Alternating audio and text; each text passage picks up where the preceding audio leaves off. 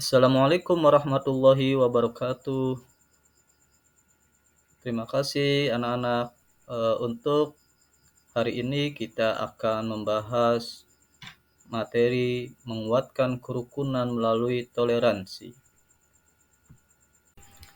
Apa pokok materi yang dibahas pada hari ini ya? Kita akan membahas Quran surat Yunus ayat 41 dan 42. Yang mana kita akan baca secara tartil, menganalisis tajwidnya, menerjemahkan, dan menjelaskan pengertian toleransi dan hadis terkait. Mari kita baca sama-sama. Wa minhum may yu'minu bihi wa minhum man la yu'minu bihi wa rabbuka a'lamu bil mufsidin. Wa in kadzabuka faqul li 'amali wa lakum 'amalukum antum bari'una mimma a'malu wa ana bari'um mimma ta'malun. Baik anak-anak, kita analisis tajwidnya secara bersama-sama, yaitu surat Yunus ayat 40. Di sini ada lafadz wa minhum, ada nun mati bertemu dengan ha, yaitu bacaan idhar. Dan setelah lafadz wa minhum ada man, mim mati wa minhum man.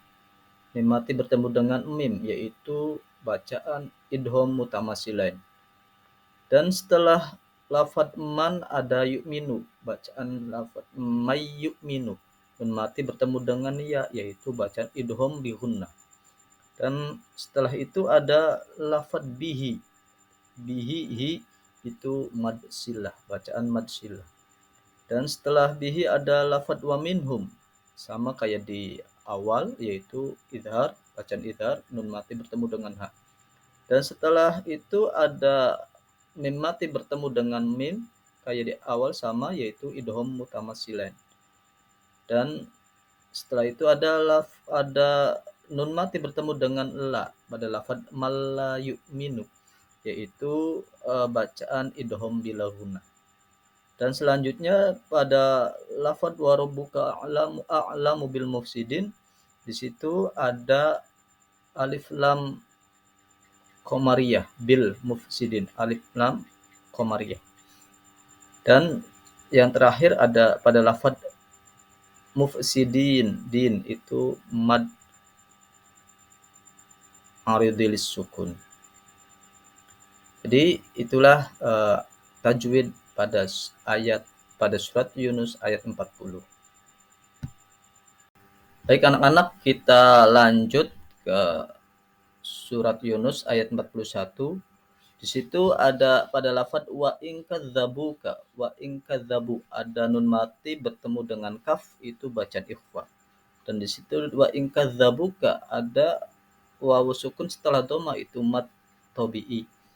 Dan selanjutnya pada lafadz faqulli ada lam sukun bertemu dengan lam, itu namanya idgham mutamatsilain.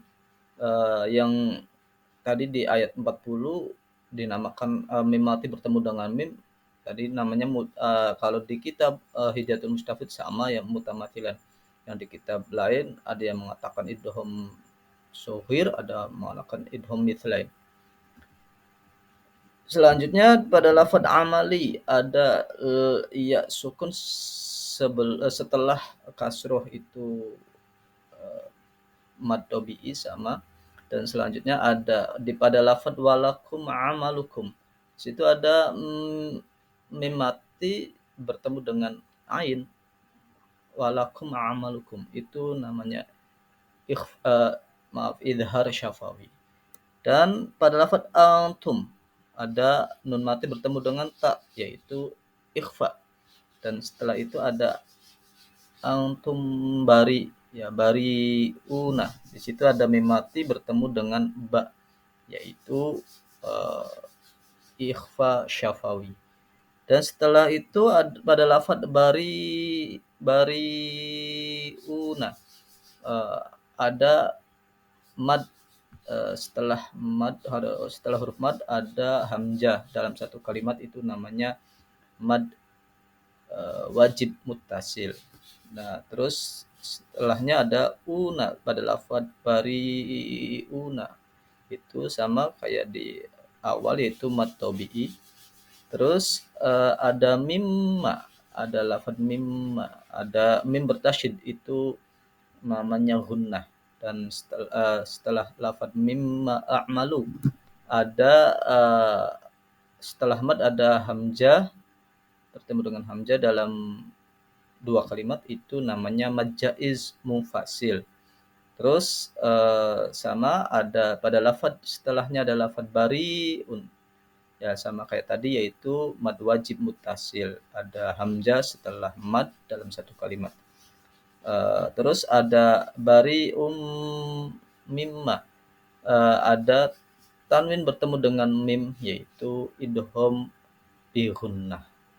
Terus setelah itu sama kayak tadi pada lafaz mimma, itu ada mim bertasydid namanya gunnah. Dan selanjutnya yaitu pada lafaz ta'malun ada mad aridil sukun.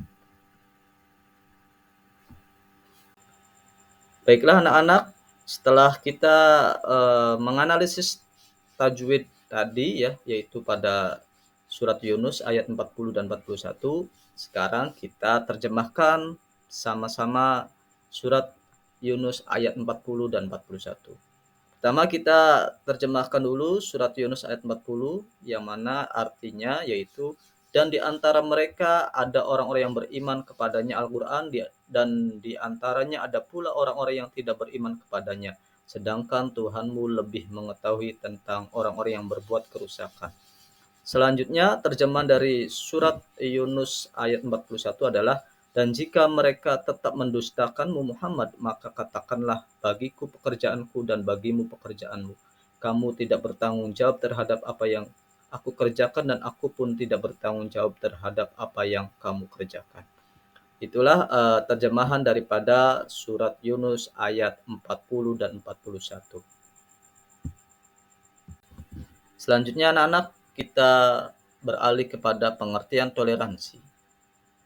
Pengertian toleransi menurut Umar Hashim adalah memberikan kebebasan kepada masyarakat untuk menjalani hidup sesuai dengan keinginannya, mengikuti keyakinannya dan memilih jalannya sendiri, sepanjang memastikan bahwa perilakunya tidak bertentangan atau mengganggu terciptanya perdamaian dan ketertiban di ruang publik.